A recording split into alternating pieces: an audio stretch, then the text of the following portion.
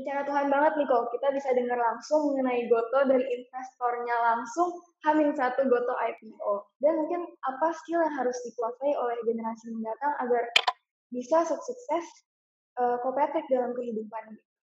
Saya kasih tahu yang nggak akan hilang, yang nggak akan hilang. But if your view is that you want to start something and make it very big and make it very special, itu banyak sekali faktor yang penting untuk itu. Kerja keras, surround yourself with good people, and good things will happen to you. Nah kok, Goto kan sedang ramai-ramainya nih di berita. Gimana sih kok prospek Goto tuh ke depannya? Karena kan yang kita dengar kalau startup itu masih belum profitable. Tapi menurut Koko sendiri gimana sih prospeknya sampai 10 tahun ke depan? Sehingga mungkin anak-anak muda nih yang mau investasi bisa yakin kalau investasi di Goto adalah pilihan yang tepat gitu. Oke. Pertama, semua investasi itu ada risikonya. Jadi tentunya Goto itu memiliki risiko yang lebih tinggi daripada kalau kita invest di perusahaan yang udah lebih lama dan sudah lebih dan profitnya besar dan sebagainya. Cuman Gojek Tokopedia itu berada di sektor yang perkembangannya itu masih sangat menjanjikan, kita tuh masih sangat awal sebetulnya di market ini. Kalau kita lihat penetrasi e-commerce, penetrasi digital services di Indonesia itu masih awal. Jadi itu satu. Kedua, apa yang dilakukan oleh Gojek dan Tokopedia itu sangat sinergistik. Saya kemarin ini cerita, saya pergi ke San Francisco atau saya di Singapura, saya mau pesan dari Amazon atau dari e-commerce lain, saya perlu tunggu 2 hari untuk barangnya datang. Paling cepat. Kalau pesan dari Tokopedia, apalagi yang di Jakarta, kita pesan ada service instant kan, deliver sama pesan dalam 2 jam nyampe. Iya, betul. Itu apa namanya? Itu satu. Lalu ada GoPay, pembayaran dengan GoPay, ada financial services dan sebagainya. Jadi kalau kita bandingkan dengan perusahaan yang kita tahu di Amerika misalnya, ini tuh gabungannya antara Amazon, Uber, DoorDash, lalu PayPal di satu company gitu. Dan apa namanya? Itu adalah keunikannya Goto. Jadi prospeknya akan sangat baik ya kalau ke depannya Goto ini. Saya selalu bilang saya cuma bisa komen mengenai prospek bisnisnya. Saya nggak komen mengenai valuation, karena valuation bisa ups and downs depending on the market. Tapi kalau mengenai prospek bisnisnya, apalagi Goto punya management team itu, saya kenal udah lama. Andre Sulistyo, CEO-nya, itu di Northstar ikut kita 8 tahun sebelum ke Gojek. Saya udah kenal William Tanuwijaya sudah lama, kenal Kevin sudah lama. It's a good team. They work really well together. Jadi kalau dari segi execution business saya nggak meragukan. Tapi ini yang saya komen sekali lagi adalah performance dari bisnis. Kalau harga saham ada berbagai macam faktor. Oke kok. Tuh teman-teman, kita udah dengar langsung dari investornya bahwa prospek Goto ini kedepannya akan sangat baik. Jadi silahkan ditunggu nih ya besok. Oke kok, mungkin buat semua teman-teman generasi penerus bangsa yang lagi nonton podcast kita ini mungkin ada yang lagi bingung nentuin kuliah nih kok. Karena kan kalau dilihat dengan disruption dan pesatnya perkembangan teknologi yang terjadi, banyak orang yang bilang banyak pekerjaan yang akan hilang. Menurut Ko Patrick, apa sih pekerjaan yang mungkin akan hilang atau udah nggak relevan lagi ke depannya? Dan mungkin apa skill yang harus dikuasai oleh generasi mendatang agar bisa sukses Ko Patrick dalam kehidupan? Saya kasih tahu yang nggak akan hilang. Yang nggak akan hilang itu adalah integrity, interpersonal skill, communication skill, dan logic. Itu nggak pernah hilang. Asalkan kita punya hal-hal itu, apa tuh tadi saya bilang, logic, interpersonal skill, communication skill, itu nggak usah nggak usah khawatir. Apapun yang dipelajari itu adalah cuman fondasi dasar. Saya bulan lalu saya dinner sama seorang dokter di Amerika, anaknya sekolah East Asian Study, dan karena dia jago nulis, dia di-hire oleh perusahaan di Silicon Valley untuk pegang communication, untuk pegang communication-nya, dan perusahaannya menjadi sangat sukses. Lalu dia kemudian di-hire lagi oleh perusahaan yang lainnya, sukses lagi. Belajarnya East Asian Study. Lalu jadi tech executive ya, apa? Tapi dia bisa itu karena dia jago nulis, dia jago komunikasi, dia punya sesuatu yang nggak bisa dilakukan, nggak bisa di-replicate oleh mesin. That's right. Jadi apa namanya, dan human being itu still has an amazing capability untuk belajar dan beradaptasi. Jadi yang paling penting basic harus kuat, logik harus kuat, dan harus bisa interpersonal skill dan communication skill-nya mesti tinggi. Jadi nggak penting sebenarnya kuliah tuh fondasi awalnya aja ya, tapi untuk kedepannya yang penting skill-skill tersebut aja yang harus dikuasain gitu ya. Sekolah itu penting untuk pekerjaan pertama, Patrice. Kalau kamu mau kerja di perusahaan teknologi sebagai programmer, dan you have to go to computer science school untuk belajar computer programming. Kalau nggak bisa diterima mulainya. Iya, betul. Ya, tapi sesudah after your first job, everything is all about you. It has not much to do with what you studied. It's all up to you. Gimana kita bisa mengembangkan diri, kita bisa membantu di perusahaan kita yang bisa bekerja. How do we can add value in whatever we do or wherever we work? That's the most important thing. Mungkin banyak teman-teman dari Paroki Santo Andreas yang mungkin setelah kayak lulus kuliah, fresh graduate, pengen jadi entrepreneur nih kok. Menurut Ko Patrick sendiri gimana kok terhadap orang yang baru lulus dan ingin langsung membuat startup, ingin menjadi entrepreneur tuh bisa nggak sih kok? Atau sebetulnya kapan sih waktu yang paling pas? Benar saya Patrick, semua orang itu berbeda-beda. Kita nggak bisa pukul rata, dan kita juga harus mengambil mendefine dulu entrepreneur itu sebetulnya artinya apa. Apa definisinya entrepreneur? Kalau untuk jadi pedagang ya mau mulai dagang apa juga bisa gitu. But if your view is that you want to start something and make it very big and make it very special, itu banyak sekali faktor yang penting untuk itu. Satu, menurut saya tetap pengalaman itu penting. Kalau kamu mau start a company like Gojek seperti Nadim sebelum mulai Gojek itu pernah kerja di Lazada, di Zalora sebagai CEO-nya Zalora. Jadi dia udah sedikit ada ide mengenai e-commerce itu seperti apa. Dia sekolah undergraduate-nya, subjeknya kalau nggak salah English. Tapi kemudian dia ke Harvard Business School, so he was prepared, dan dia pernah kerja di beberapa tempat lain. Jadi udah ada pengalaman. Dan kalau kita mau bisnis besar itu, bisnisnya harus yang di industri yang benar dan bisa besar. Dan untuk bisa besar itu, entrepreneurnya mesti ngerti benar mengenai what it takes to make the business big.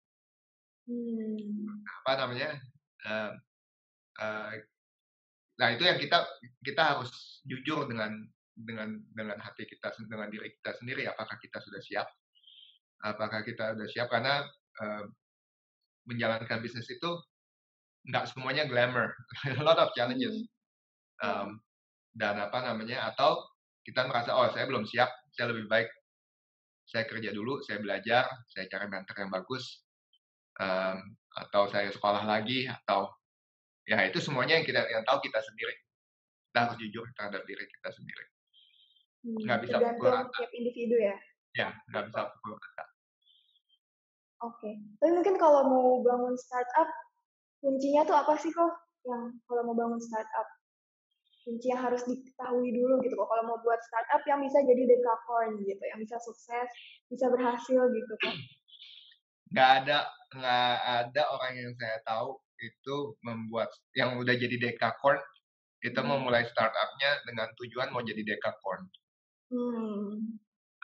Yang kebanyakan orang itu dia melihat suatu kesempatan di mana marketnya itu besar, dan ada sesuatu yang baru yang dia bisa lakukan, dan dia mengidentifikasikan ini sektor yang saya mau masuk, saya mungkin mau bikin bisnis ini, saya research, saya pelajari, lalu saya perlu tim, saya perlu bikin tim, saya perlu teman-teman yang bisa bantu saya dari segi teknologinya, dari segi marketingnya, saya bikin suatu tim dan saya mulai dan selalu saya perbaiki itu bisnisnya. Lalu juga saya perlu dukungan dari investor, saya perlu dukungan dari partner, saya perlu dukungan dari pemerintah dan sebagainya.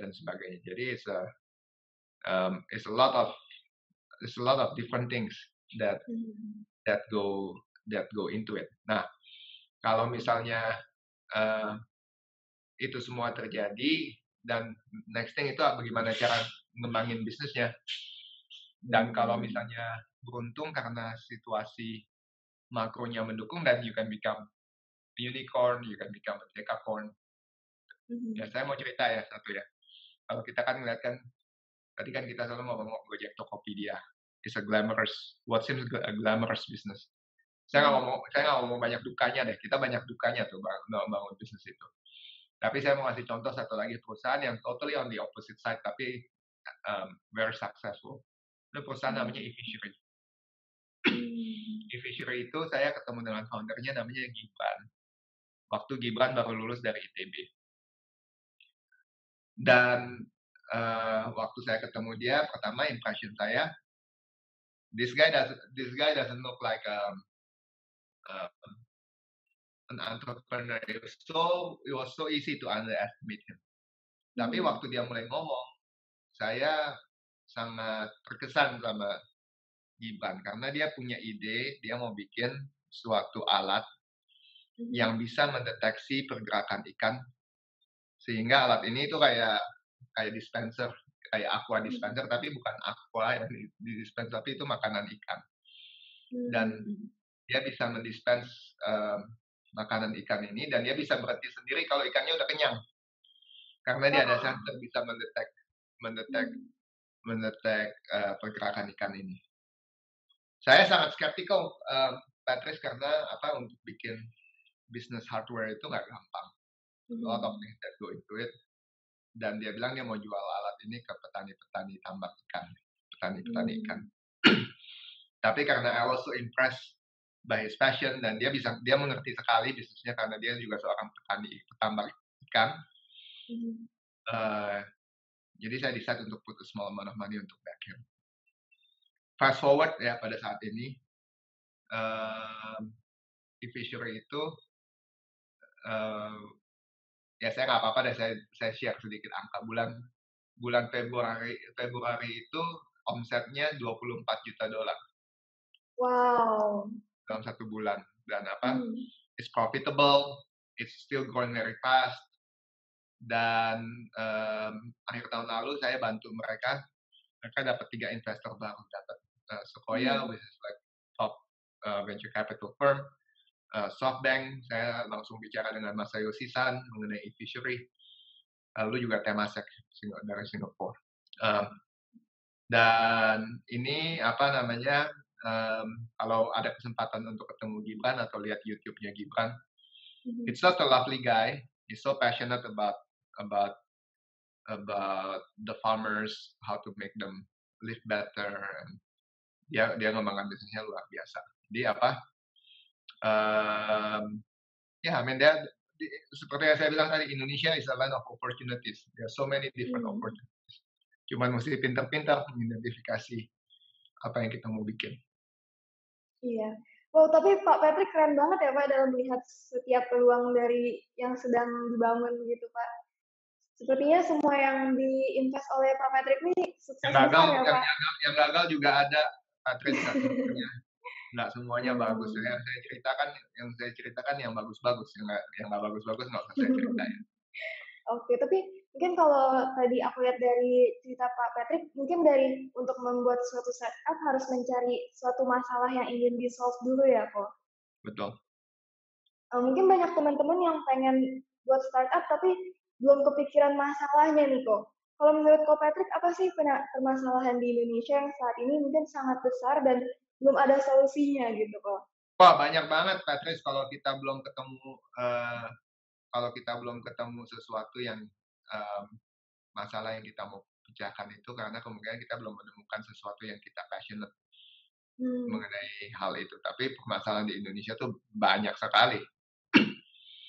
Apa kamu lihat orang yang masih di di jalanan. Kamu tahu supirnya Gojek ada berapa sekarang? Berapa kok? Terdaftar ya, itu ada 2 juta. Wow. Apa jadi itu kita lihat supir mereka memang kerjaannya sambilan, tapi itu kan menambah penghasilan. Iya. Karena memang di Indonesia itu bukan unemployment yang problem. Yang problem itu adalah underemployment.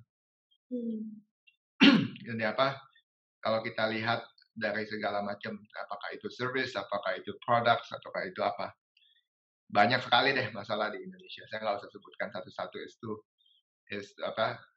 tapi yang kita perlu tahu begini, pada saat ini Indonesia itu pada saat ini is a $1 trillion economy.